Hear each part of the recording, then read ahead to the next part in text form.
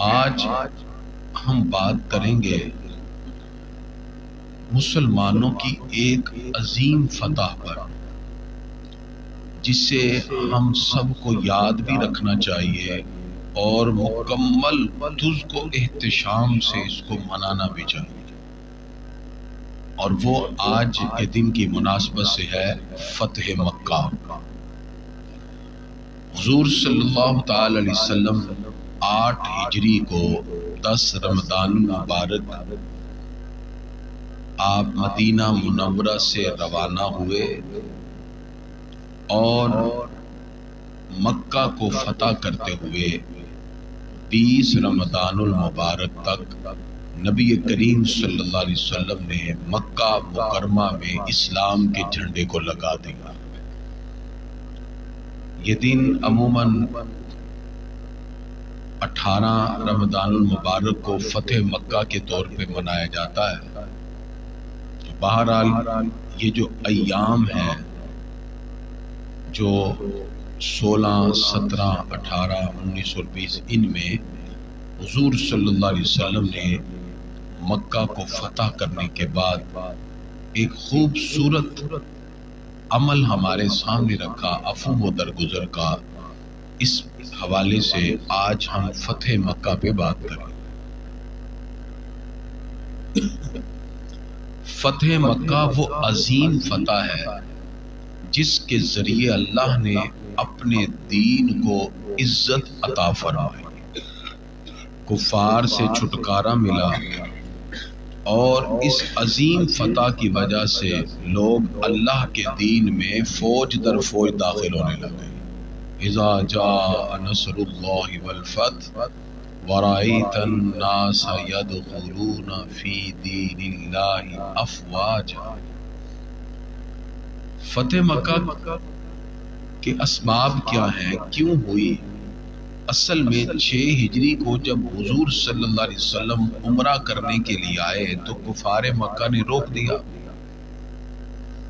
عمرہ نہ کرنے دیا۔ تو اس مقام پر ایک معاہدہ لکھا گیا جسے صلح حدیبیہ کہتے ہیں۔ صلح حدیبیہ کے اندر یہ بات طے تھی کہ قریش کسی بھی جنگ میں نہ خود کریں گے جنگ، نہ شامل ہوں گے، نہ ساتھ دیں۔ ادھر مسلمانوں کو بھی پابند کر دیا گیا، لیکن قریش نے اپنے اس معاہدے کو توڑا اور ہتھیاروں کے ساتھ بنو بکر کی مدد کی، اور اس طرح انہوں نے جو معاہدہ کیا تھا حضور صلی اللہ علیہ وسلم سے حدیبیہ کا، وہ توڑ دیا۔ جس وقت یہ معاہدہ توڑ دیا تو پھر نبی کریم صلی اللہ تعالی علیہ وآلہ وآصحابہ وبارک وسلم آپ نے ان کی طرف سے توڑے گئے اس معاہدے پر سرکار دو عالم علیہ السلام نے پھر تجدید معاہدہ نہیں فرمایا، باوجود اس کے کہ کوشش کی گئی کہ دوبارہ اس کی تجدید کی جائے۔ حضور صلی اللہ تعالی علیہ وسلم نے تجدید نہیں فرمائی کیونکہ انہوں نے توڑا تھا معاہدہ۔ آپ صلی اللہ علیہ وسلم نے خاموشی سے غزوہ کے لیے، جہاد کے لیے تیاری کا حکم دیا، اور یہ نہیں بتایا کہ کون سی جگہ جہاد کے لیے جانا ہے، اس تیاری کو خفیہ رکھا۔ نبی کریم صلی اللہ تعالی علیہ وسلم نے لشکر جرار تیار کیا۔ 10 رمضان المبارک 8 ہجری کو ہمارے آقا تقریباً 10,000 صحابہ کرام کا لشکر جرار لے کر مکہ کی طرف روانہ ہوئے۔ مکہ مکرمہ سے روانگی کے بعد اسلامی لشکر مکہ سے پہلے مرو زہران ایک وادی ہے جسے غالباً وادی فاطمہ کہتے ہیں، وہاں جا کے پڑاؤ کیا، اور حضور صلی اللہ علیہ وسلم نے فرمایا خیمے لگاؤ، خیمے لگا لیے۔ رات کے وقت خیموں کے باہر آگ جلائی گئی کہ کہیں کوئی درندہ کوئی آ کے حملہ نہ کر دے، کیونکہ کھلی جگہ تھی۔ وہ آگ جب جلی، چونکہ مکہ سے قریب تھا، تو لوگ حیران ہو گئے کہ یہ اتنا بڑا لشکر کس کا ہے، ان کو علم نہ تھا۔ یہاں تک کہ ابو سفیان اس وقت یہ دیکھنے کے لیے نکلے کہ یہ کس نے آگ لگائی، تو حضرت عباس کی نظر پڑ گئی جو وہاں اس وقت حفاظت پر معمور تھے، تو انہوں نے جناب ابو سفیان سے کہا کہ ابھی تک اسلام کی حقانیت تمہارے دل میں نہیں بیٹھی، آؤ میں تمہیں رسول اللہ کی بارگاہ میں لے کے جاؤں صلی اللہ علیہ وسلم۔ جناب ابو سفیان کے دل میں اسلام کی حیبت بیٹھ چکی تھی۔ جناب عباس رضی اللہ تعالیٰ عنہ جو سرکار کے چچا ہیں، وہ لے کے جناب ابو سفیان رضی اللہ تعالیٰ عنہ کو سرکار کی بارگاہ میں آئے۔ حضرت جناب ابو سفیان رضی اللہ تعالیٰ عنہ نے کلمہ پڑھ کے اسلام کو قبول فرما لیا، اور یہ بہت بڑی فتح تھی، مکہ کے سردار کا کلمہ پڑھ کے اسلام کو قبول کر لیا۔ یہی وجہ تھی کہ آپ صلی اللہ علیہ وسلم جانتے تھے کہ یہ مکہ کے سردار ہیں، ان کو کوئی نہ کوئی اعزاز تو دینا چاہیے۔ پھر اعزاز یہ دیا، آپ صلی اللہ علیہ وسلم نے اعلان کر دیا کہ جو کوئی ابو سفیان کے گھر میں داخل ہو جائے گا ہم اسے امن دے دیں گے۔ جناب ابو سفیان رضی اللہ تعالیٰ عنہ کے گھر میں جو داخل ہو گیا اس کو امان دے دیا جائے گا۔ یاد رکھیے یہ اسلام کی خوبی ہے، قبول اسلام سے قبل انسان نے جتنی بھی خطائیں کی ہوں، اسلام قبول کرتے ہی وہ ساری خطائیں معاف ہو جاتی ہیں۔ یہی اسلام کی خوبصورتی ہے۔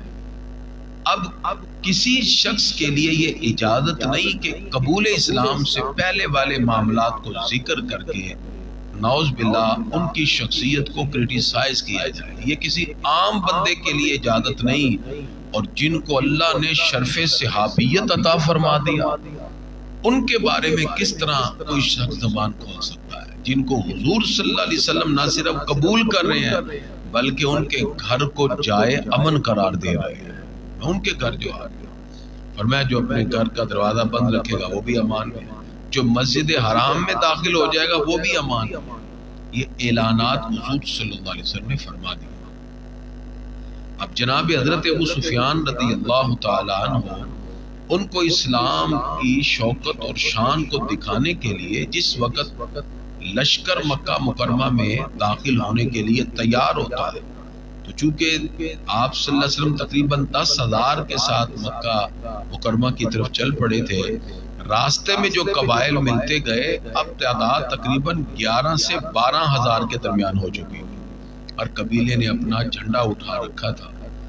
تو سرکار دو عالم علیہ الصلوۃ والسلام نے قبیلہ اسلم، سلیم، قبیلہ غفار، جوہینیہ اور دیگر جو قبائل تھے وہ سارے کے سارے اب جو جھنڈا اٹھا کر چل پڑے، تو جناب ابو سفیان رضی اللہ تعالیٰ عنہ کو سرکار نے پہاڑی کے قریب کھڑا کیا، اور آقا علیہ الصلوۃ والسلام نے جس وقت لشکر کو باری باری آنے کا کہا تو اسلام کی شان و شوکت اور روب اور دبدبہ دیکھ کر ہر ایک کے دل میں اسلام کی حیبت بیٹھ گئی۔ نبی کریم صلی اللہ تعالی علیہ وسلم نے بڑی حکمت عملی کے ساتھ مکہ مکرمہ میں 3 طرف سے داخل ہونے کا کہا اور فرمایا کہ کسی سے جنگ نہیں کرنی۔ مکہ کی فتح تھی، حضور صلی اللہ تعالی علیہ وسلم آپ نے صحابہ کرام رضوان اللہ تعالی اجمعین کا لشکر خوبصورت انداز میں تیار کر کے 3 سائڈ سے اور ایک طرف سے خود حضور صلی اللہ علیہ وسلم داخل ہوئے۔ یہاں یہ بات ذہن میں رکھی ہے، یہی وہ مکہ ہے جہاں کافروں نے اتنی تکلیفیں پہنچائی کہ جن تکلیفوں کی وجہ سے حضور صلی اللہ علیہ وسلم کو مکہ چھوڑنا پڑا۔ حالانکہ یہ حضور صلی اللہ علیہ وسلم کی جائے پیدائش، بچپن یہاں گزرا۔ مکے کی گلیوں میں ہمارے آقا کی بچپن کی یادیں تھیں، لڑکپن کی یادیں تھیں، لیکن کفار مکہ نے اتنا ستایا کہ آپ ہجرت کر کے چلے گئے۔ اور ہر وقت کا ایک خوبصورت پہلو ہوتا ہے، ایک وہ وقت تھا جب آزمائش تھی، اور ایک یہ وقت ہے کہ جس شہر سے کفار نے تکلیفیں دے کر آپ کو مجبور کر دیا جانے کے لیے، آج وہ پورا شہر ہی فتح ہو چکا ہے۔ ہمارے آقا پوری شان و شوکت کے ساتھ داخل ہوئے 8 ہجری، یعنی صرف 8 سال کے بعد۔ اس لیے یاد رکھیے دین اسلام ہمیں یہ سکھاتا ہے انسان اپنی کوشش برقرار رکھے، کوشش کرتا رہے، اللہ رب العزت کی بارگاہ سے یقیناً اس کی کوششوں پر یقیناً اس کو اللہ تعالیٰ ثواب عطا فرماتا ہے۔ اس لیے مایوسی اسلام میں نہیں، کوئی سوچ بھی نہیں سکتا تھا کہ پورا مکہ ہی مسلمانوں کا ہو جائے گا۔ یہ ایسی فتح کا منظر ہے کہ جس کی مثال ہمیں نہیں ملتی، اور اسلام کے پیغام کو دور دور تک پہنچانے کے لیے اس انداز میں حضور اکرم صلی اللہ تعالی علیہ وآلہ وآصحابہ وبارک وسلم نے یہ پیغام حق عام کیا کہ وہ ہستیاں جن کے لیے پروردگار نے واضح کر دیا وَكُلًّا وَعَدَ اللَّهُ الْحُسْنَى، اللہ تعالیٰ نے ہر ایک سے جنت کا وعدہ کر لیا۔ وہ تمام صحابہ محبوب خدا کی قیادت میں کسی بھی حد تک جانے کے لیے ہمیشہ تیار رہتے، اسی لیے خالق کائنات فرماتا ہے لا یستوی منکم من انفق من قبل الفتح وقاتل، وہ برابر نہیں ہیں جنہوں نے فتح مکہ سے پہلے اسلام قبول کر لیا، ان کے جو فتح مکہ کے بعد کلمہ پڑھنے والے برابر نہیں ہیں۔ درجہ ان کا اونچا ہے جو فتح مکہ سے پہلے کلمہ پڑھتے ہیں، اس لیے کہ انہوں نے اس وقت تکالیف میں حضور صلی اللہ علیہ وسلم کا ساتھ دیا، اللہ نے ان کے درجے کو بلند کیا۔ لیکن پروردگار نے ایک ایسی عظمت صحابہ کرام کو عطا کی ہے جس میں سارے برابر کے شریک ہیں، اور وہ کیا ہے وَكُلًّا وَعَدَ اللَّهُ الْحُسْنَى، اللہ نے محبوب کے ہر صحابی سے جنت کا وعدہ کر لیا۔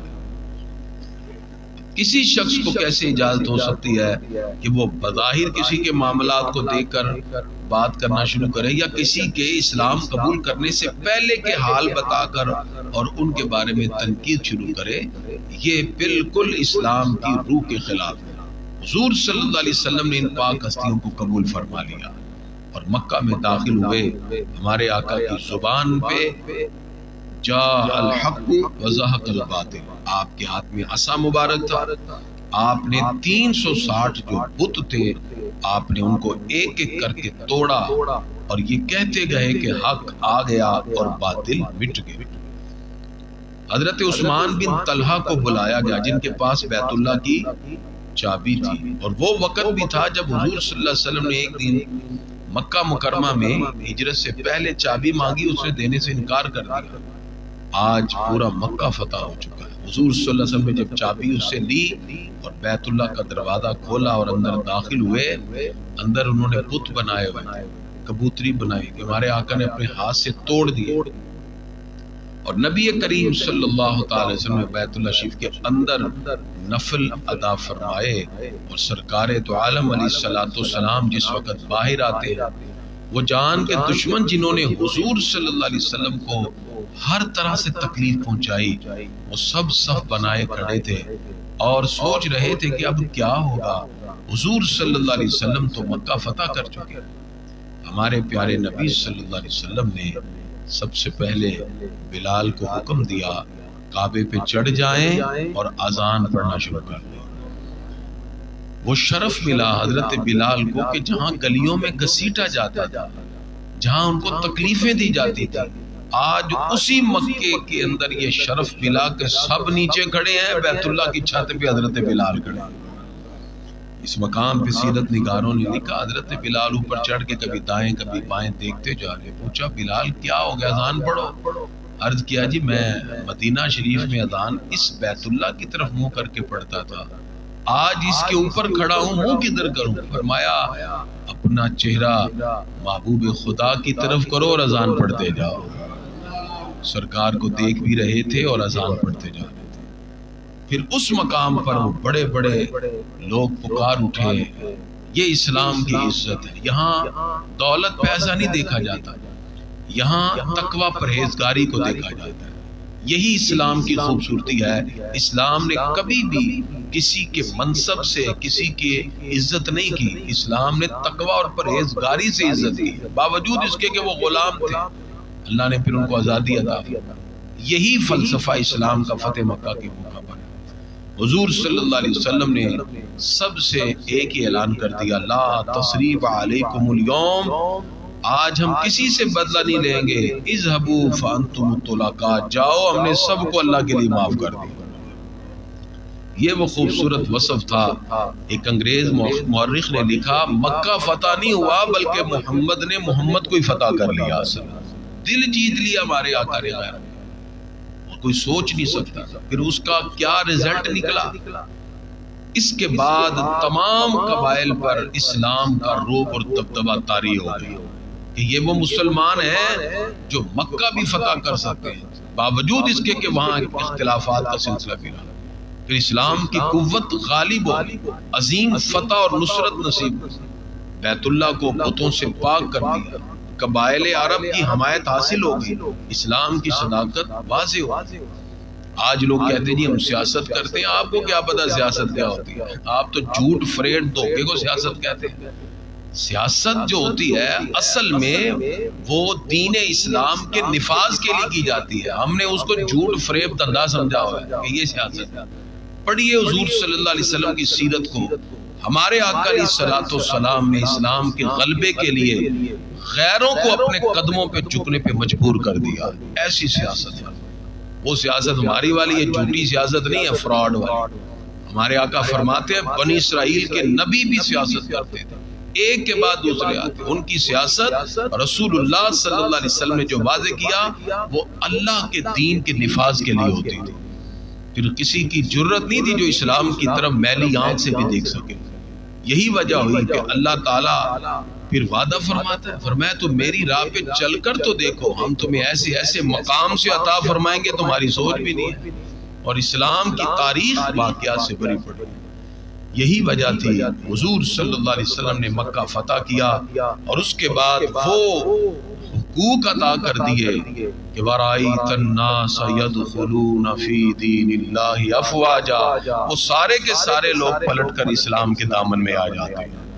تو فتح مکہ ہمیں ہر سال رمضان المبارک کے یہ 18/19/20 جب تاریخ آتی ہے تو مکہ کی فتح ہمیں یاد دلاتی ہے کہ ہم کس طرح حضور صلی اللہ علیہ وسلم کی سیرت طیبہ کو اپنا کر اغیار کے دلوں میں بھی اپنی محبت کو پیدا کر سکتے ہیں۔ یہی حکمت عملی اپنانا یہ آج مسلمانوں کے لیے لازم اور ضروری ہے۔ گرامی حضرات، کل سے ہمارا